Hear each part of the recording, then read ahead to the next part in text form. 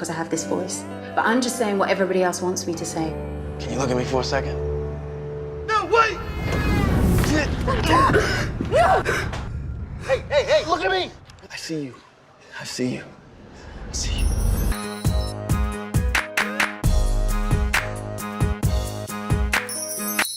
So Gugu, nice to see you again, first off, and another great performance. Thank you. It would have been easy for Gina to like pick a Rihanna or Kesha or all these great singers that's out today and like put them in this role. How did you feel when like she gravitated towards you as a trained actor that could pull off this role? Like, how much confidence did that build in you for this project?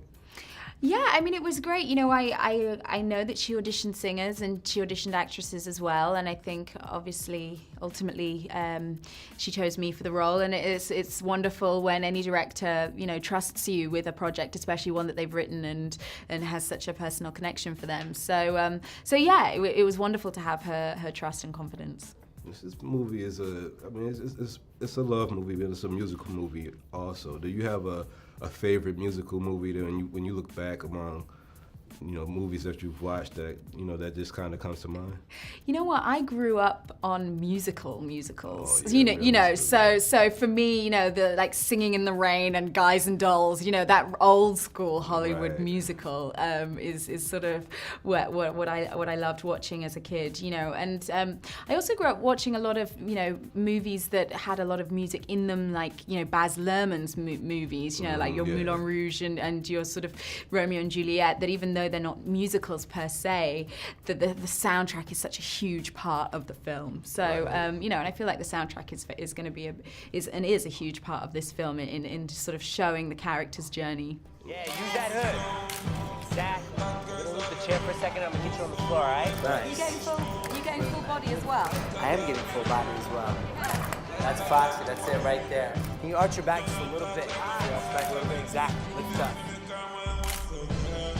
Noni, eyes back over here. Beautiful. Noni, show me. We want to see you. Exactly. A little bit of that. All right, let's lose the jacket. Can we lose the jacket? That's right. Yeah. You got it. That'll look gorgeous. Do you want to get it? Thank you. Thank you. Perfect. Angle your body a little toward. There we go. That's it. Great. Perfect. There it is.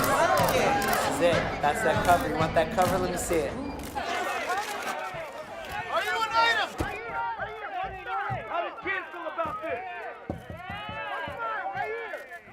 Yeah.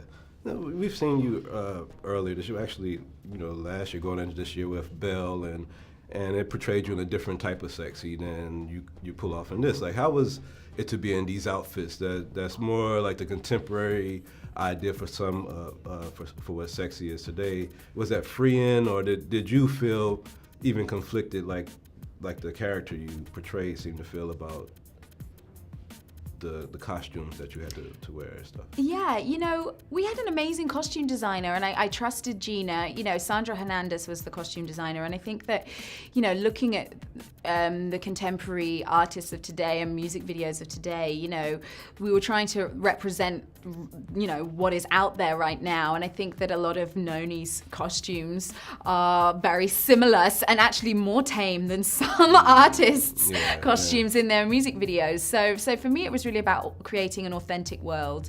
So yeah, I was out of my comfort zone. You know, I wouldn't wear those outfits in my real life, but you know, that's the joy of acting. You know, getting to be something that you're not and play around with a different persona and a different character.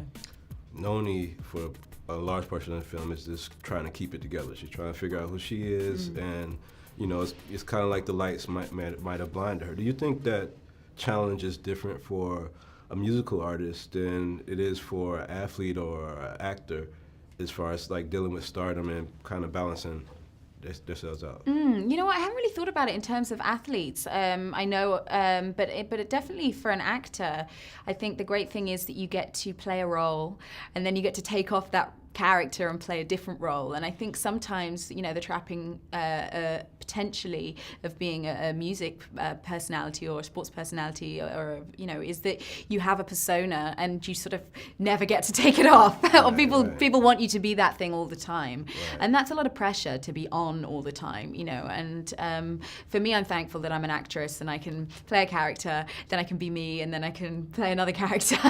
You know, so you get to grow and be yourself in between and stay centered. Yeah. Well, you got a great catalog. I've loved your work and the diversity of it. So keep on entertaining. We'll keep on watching. Thank you so much. You're watching Black Tree on TV, only on Soul of the South.